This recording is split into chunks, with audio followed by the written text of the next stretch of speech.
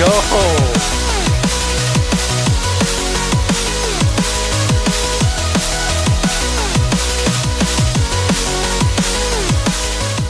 Yo, what is going on, guys? It's the one and only one Hennis, and today I am bringing you another Call of Duty Infinite Warfare video over here onto the KARNAGE clan channel. Now today, guys, what you're going to be watching is a De-Atomizer strike gameplay that I got literally after hours and hours of grinding just to get the weapon needed to get the De-Atomizer strike, and then to actually go ahead and get the gameplay itself. This literally took me so much time. You guys will actually see I'm in a party here with Chain and Apollo, and I was actually in a party chat on the PS4 with Frizzeyes as well, and we were all trying to go for this gameplay, and Frizzeyes and Chain honestly got so close in this gameplay in particular. Frizzeyes wasn't in our game, but I know he got really close in the game that he was in, and Chain was actually in this lobby as well, and the game actually ended 2 off of him getting his De-Atomizer strike, which is really unfortunate. So nonetheless, guys, an insanely cool gameplay. Hopefully you guys will go ahead and enjoy. If you guys do, be sure to go ahead and smack a like. 1,000 likes is going to be our like goal for today. Please make sure you guys come and check out my channel if you guys have not done so already. My link will be down there in the description below. But without further ado, guys, let's get right into today's commentary topic. Now, while you guys are watching the gameplay in the background, I want to talk to you briefly about how weapon variants work in Infinite Warfare, because it's different than what we've seen even in Advanced Warfare, which is the last Call of Duty where we actually had weapon variants.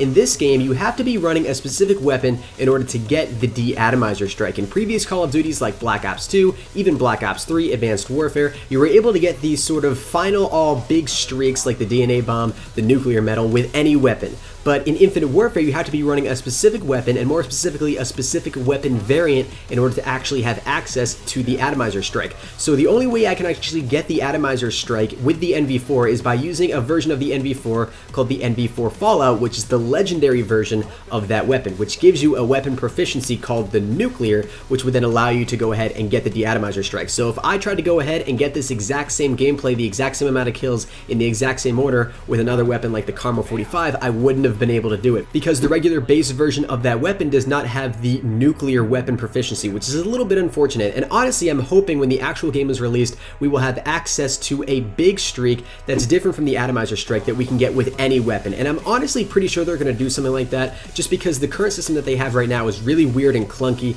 and it honestly just really doesn't make any sense. It just doesn't seem like Call of Duty, and to be honest with you, I think Infinity Ward knows that. So I think they've got a secret bigger streak hidden that they're actually going to give to us in the full game. If you guys remember back in Advanced Warfare, we knew about the Vicious medal prior to the actual release of the game, which is a medal that you got with the combined kills of score streaks and gun kills when you got to 30 kills, but then the DNA bomb was what people discovered when you actually use just your weapon. So I'm pretty sure we're going to see something like that here in Infinite Warfare, but obviously that's just speculation at this point. We'll have to see. So now I want to go ahead and show you guys my class setup for the NV4 Fallout. You guys will see it up on screen here right now. I'm using Grip, Hollow Point, and Suppressor. Now these are 3 great attachments when going for nuclears. Grip allows you to obviously keep your recoil down, which is really important, and when you're using a weapon like the NV4 Fallout, which I believe also has another proficiency on it aside from the nuclear, which actually allows you to keep your recoil even more steady, combine that with Grip and it actually increases it even more. So this weapon literally becomes a laser. And then when I'm using Suppressor to try to stay stealthy on the map, along with Hollow Point, which is actually the same thing that we saw as High Caliber back in Black Ops 3,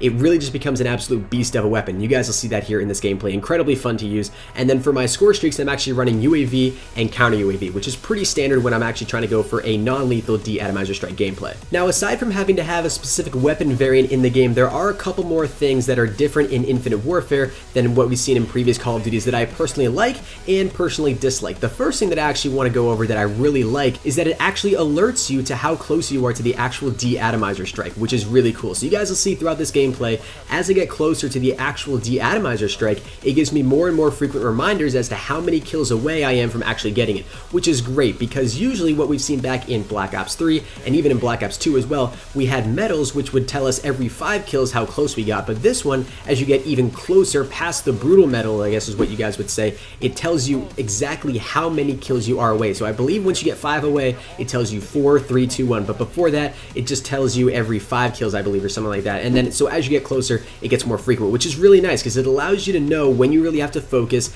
and when you are really in fact 1 or 2 kills away, when in fact if you didn't have that feature you may thought you were 1 kill away but you were actually 3. So it's a pretty cool feature that really allows you just to sort of stay focused and stay aware of your streaks. And the last thing that I actually thought was really weird in this game, and Apollo talked about it in another Carnage commentary as well, is actually after every single round the medals that you get, as in the Bloodthirsties, the Mercilesses, and the Ruthlesses, actually reset. So you guys will see here at the beginning half of this gameplay I get medals that line up exactly with how many kills I am towards the Atomizer strike, but then once we get into the second round the medals actually reset back to the Bloodthirsty, the Merciless, and the Ruthless, which is really weird because if you want to go ahead and get that nuclear medal you have to do it all in one round, which I think is really stupid. And that's the one thing that I really just don't like about this game in terms of getting, you know, really big streaks or medals, or in case of the De-Atomizer strike. But that's gonna go ahead and do it here for today's video, guys. Hopefully you all did enjoy. If you guys did, be sure to go ahead and smack a like. That would definitely mean a lot to me. Make sure you guys go ahead and check out my channel if you guys have not done so already. Drop a sub, subscribe to Carnage as well if you guys are new. Comment down below #Atomizer strike if you watched it to this point in the video.